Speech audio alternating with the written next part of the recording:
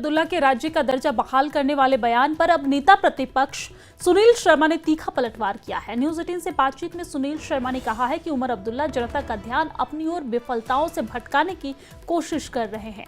उन्होंने आरोप लगाया है कि नेशनल कॉन्फ्रेंस की सरकार ने वादों को भी पूरा नहीं किया और अब जनहित के असल मुद्दों से भागकर राज्य के दर्जे के पीछे और राज्य के दर्जे की बात को दोहराई जा रही है। और क्या कहा उन्होंने इस दौरान, सुनिए।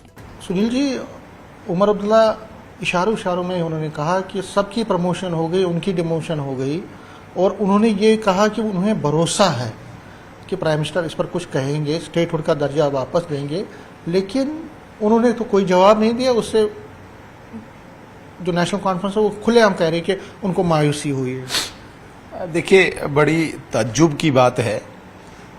आप बोल रहे हैं कि उमर अब्दुल्ला साहब ने कहा डिमोशन हुई, और मैं भी स्टेज पे था, मैंने भी सुना। मुझे समझ नहीं आती है कि कौन सी डिमोशन हुई है उनकी। यूनियन टेरिटरी 5 अगस्त 2019 को बना, चुनाव सितंबर अक्टूबर 2024 को हुआ। 6 साल लगातार स्टेट यूटी में बदल गई है। अब उन्हें ऑलरेडी पता है कि ये यूनियन टेरिटरी है। तो अब आप मुझे बताइए, क्या उमर अब्दुल्ला साहब सीएम बनने के बाद इसको यूटी बनाया गया? उमर अब्दुल्ला साहब ने हलफ ली तब ये यूटी बना? ऐसा तो नहीं है। यूटी ऑलरेडी बना हुआ है।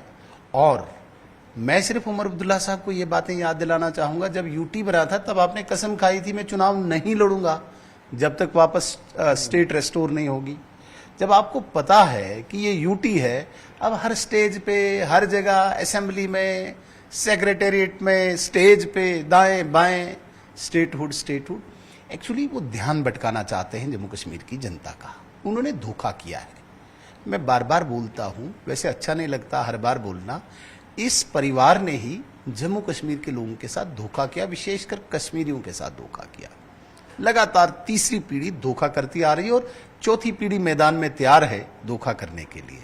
इन्होंने चुनाव लड़ा था, मैं यहां पे 370 को बहाल करूंगा, मैं यहां पे 35 को वापस लाऊंगा, बाकी चीजों के लिए इन्होंने चुनाव लड़ा था।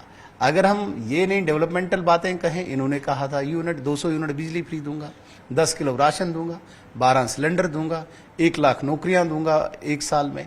तो इन सारी चीजों को भटकाने के लिए वो स्टेटहुड की बात कर रहे हैं, जो स्टेटहुड भारतीय जनता पार्टी के एजेंडा में है, जो स्टेटहुड भारतीय जनता पार्टी की प्रतिबद्धता है, कमिटमेंट है।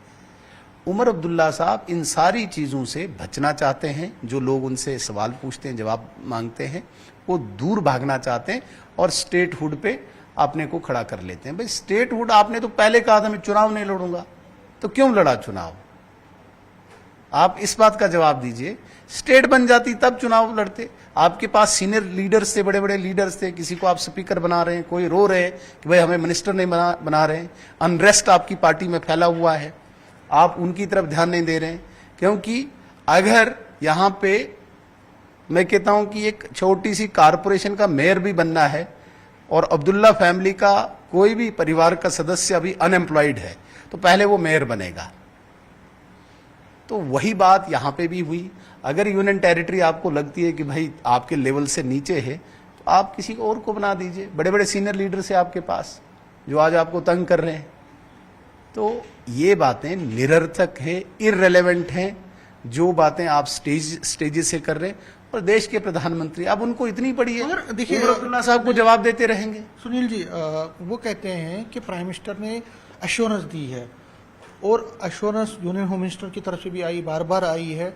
अब एक पॉपुलर गवर्नमेंट अगर आई है तो उसको सक्सेस बनाने के लिए एक जरूरी है एक बैकिंग, और बैकिंग रियासत का दर्जा वापसी है। देखिए, एक बात मैं स्पष्ट करना चाहूंगा, जो एश्योरेंस, जो कमिटमेंट भारत के प्रधानमंत्री ने की और भारत के गृह मंत्री ने की है, वो जम्मू कश्मीर की जनता के साथ की, उमर अब्दुल्ला के साथ नहीं, अब्दुल्ला फैमिली के साथ नहीं।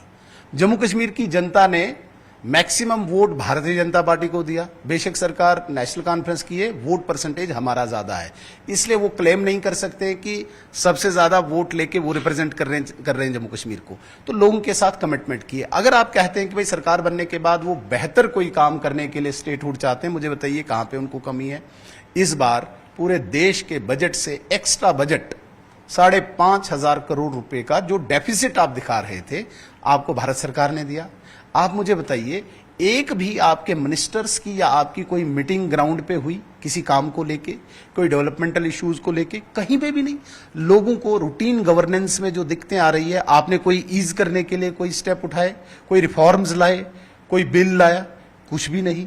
स्टेटहुड 370, 3 नवंबर के उस सेशन में 370 लाया, इसमें आप स्टेटहुड चलाते रहे और इसके अतिरिक्त आपने कुछ नहीं किया। लोगों की बेहतरी के लिए आपने कोई बिल नहीं लाया, लोगों की बेहतरी के लिए आप कोई काम नहीं कर रहे हैं, लोगों की बेहतरी के लिए ग्राउंड पे आप नहीं जा रहे हैं।